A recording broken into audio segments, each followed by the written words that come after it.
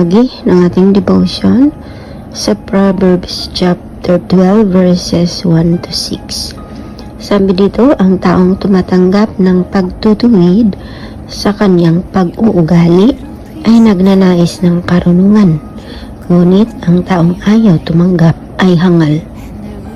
Ang mabuting tao ay kinalulugdan ng Panginoon, ngunit ang taong nagpaplano ng masama ay kanyang pinaparusahan.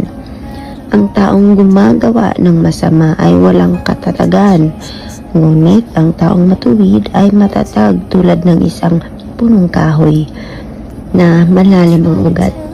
Ang mabuting may bahay ay kasiyahan at karangalan ng kanyang asawa, ngunit parang kanser sa buto ang nakakahiyang asawa.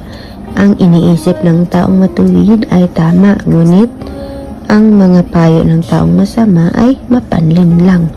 Ang salita ng taong masama ay nakamamatay, ngunit ang salita ng taong matuwid ay nakapagliligtas. Purihin ang Diyos sa pagkakabasa ng kanyang mga salita. Tunay naman po yung sinasabi sa number 1. Karamihan naman talaga yung mga nagre-resist, yung mga nagagalit kapag sila ay tinutuwid. Makikita natin yan kung paano sila mamuhay, paano sila nagbe-behave, diba? At makikita mo rin the way sila sumagot. Number 2, no? Ay natural po talaga na nalulugod ang Panginoon sa mga taong mabuti at walang makakaligtas sa mga nagpaplano ng masama dahil darating ang time na para sa kanila na si Lord naman ang gaganti para sa atin.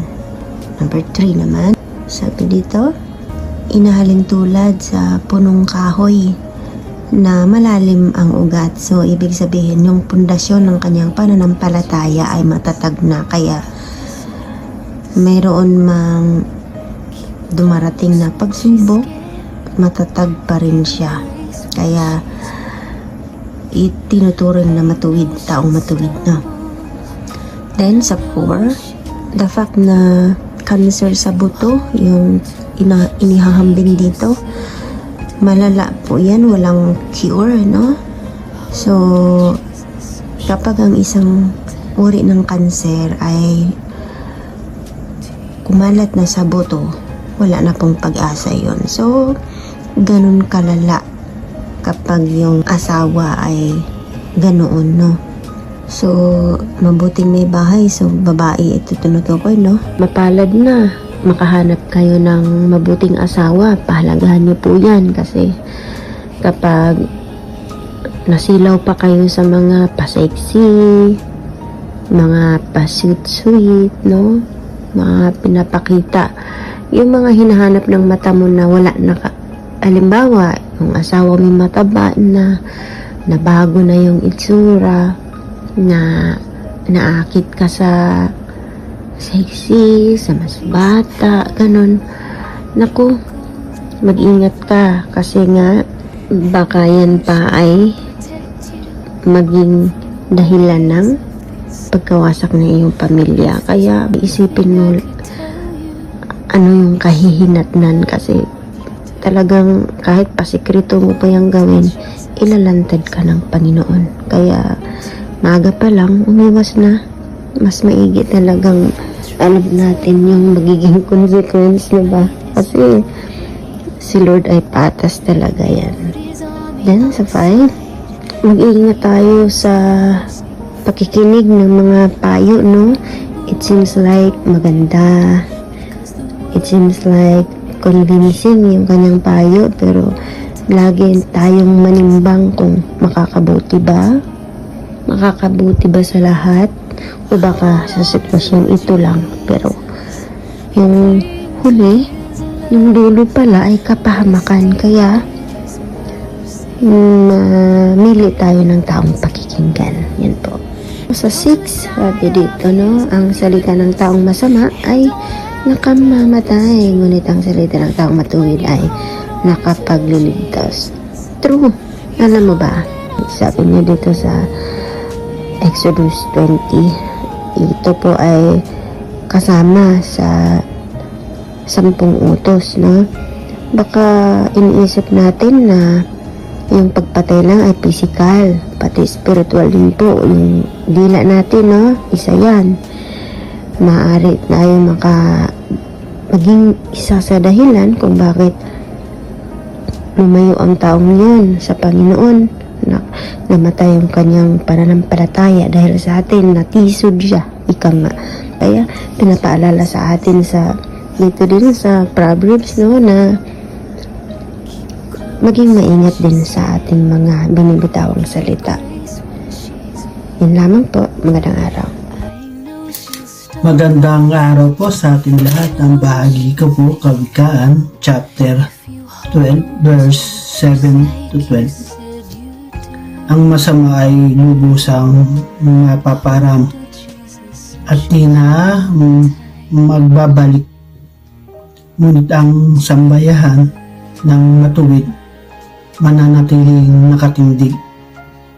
Ang taong matalino magkakamit ng karangalan, ngunit ang aanihin ng masama ay pagkutya lang. Ang maralitang nagsisikap ay mabuti di hamak kaysa nagkukuha ng mayaman, ngunit sa gutom nasasadlak. Kahit sa kanyang mga hayop, ang matuwid ay di mabait, ngunit ang masama kahit kanino ay sadyang mabagsik. Ang taong masipag ay sagana sa lahat, ngunit ang isang hangal sa yaman ay salat. Ang nais ng masama ay puro kasamaan, ngunit ang tungtungan ng matuwid ay hindi magmamaliw. Amen. God bless po sa ating lahat. Mapagpalang araw po sa ating lahat.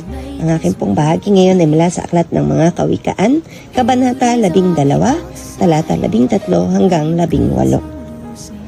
Ang masama ay nahuhuli sa salita ng kanyang bibig, ngunit ang matuwid ay malayo sa ligalig. Ang kakamti ng tao ay batay sa gawa o salita, bawat isa ay tatanggap ng karampatang gantimpala. Ang akala ng mangmang ay siya lamang ang tama, ngunit handang tumanggap ng payo ang taong may unawa. Ang pagkainis ng mangmang kaagad nahahalata, ngunit ang mga matatalino di pansin ang pagkutya. Sa pagsasabi ng tapat, lumilitaw ang katarungan, ngunit ang pagsisinungaling ay lumilikha ng kapahamakan. Ang matalas na pananalita ay sumusugat ng damdamin, ngunit sa magandang pananalita, sakit ng loob ay gumagali.